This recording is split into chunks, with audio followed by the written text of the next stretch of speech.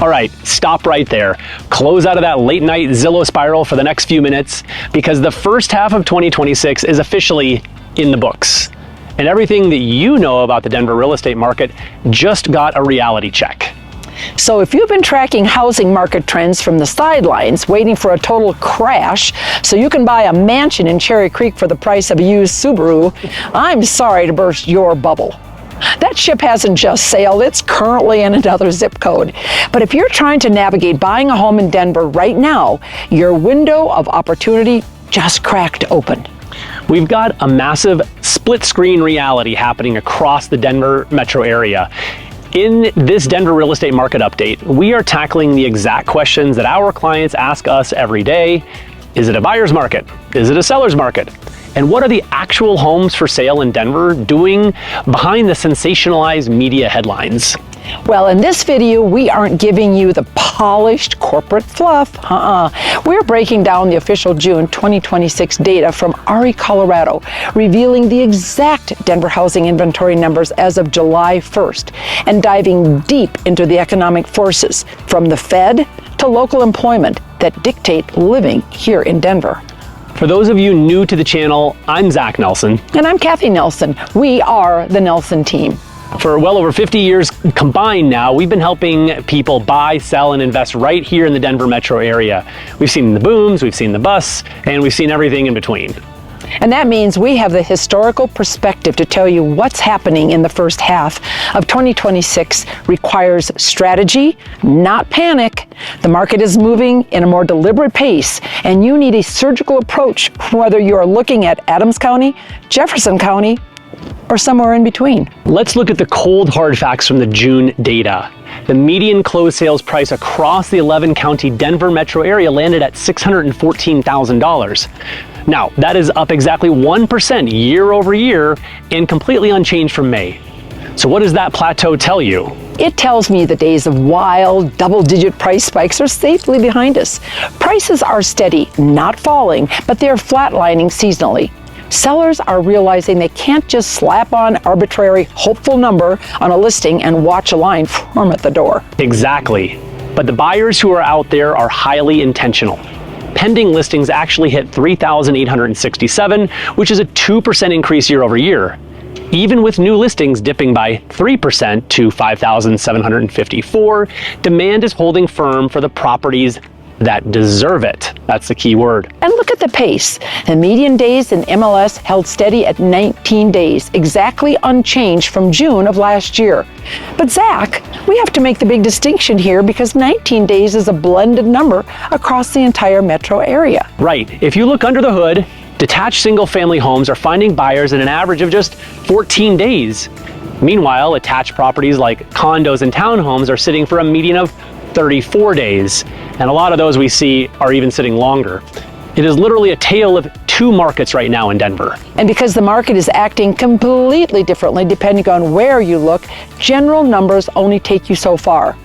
Wash Park behaves completely differently than Highlands Ranch or Arvada. Which is exactly why we spent weeks building our custom Denver neighborhood guide. It breaks down the submarkets neighborhood by neighborhood, highlighting school districts, walkability, and historical pricing trends. Go ahead and click on the link right down in the description below to download your copy right now so you can stop guessing and start tracking the exact neighborhood that you want to call home. Seriously, go click it. It's completely free.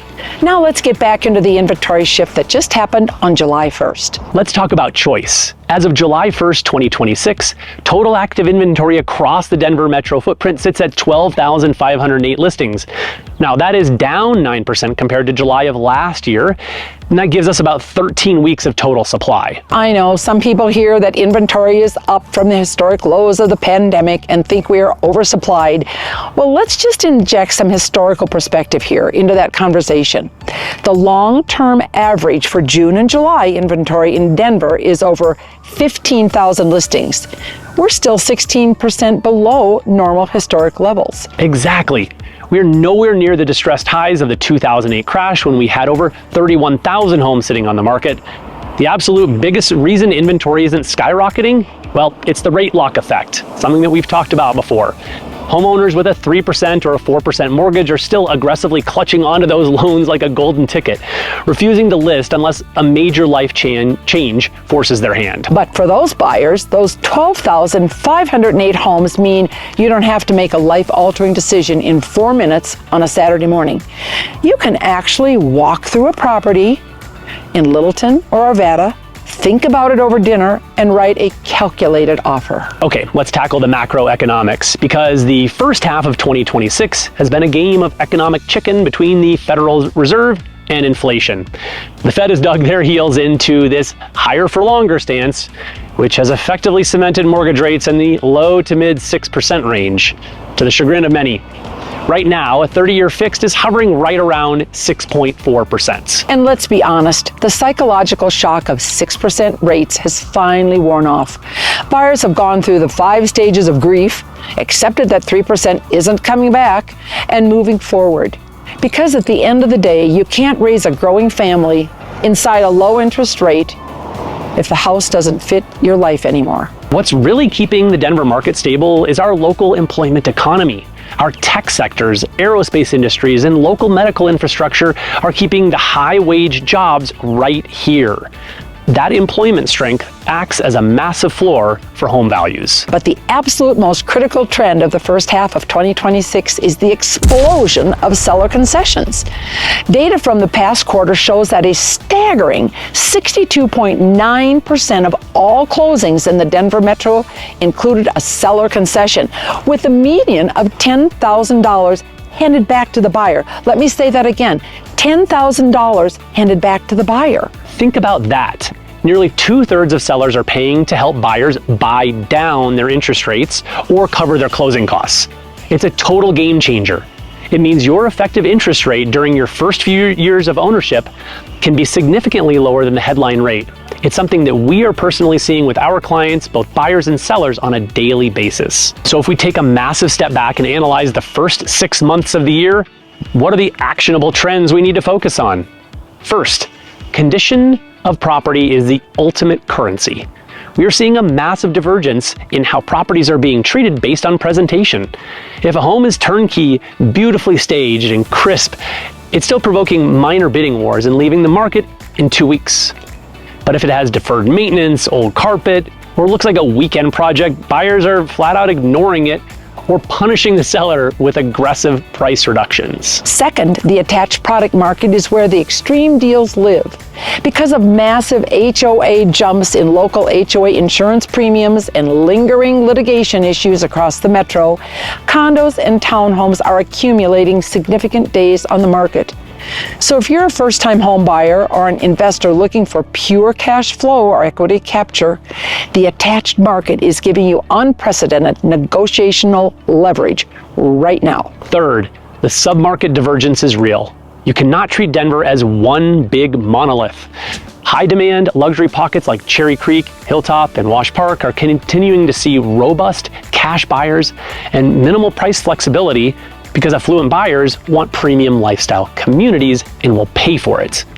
Meanwhile, the outlying suburbs in portions of Adams and Arapahoe counties are seeing inventory sit slightly longer as buyers there are far more sensitive to everyday inflation and cost of living constraints. And finally, pricing has become an exact science.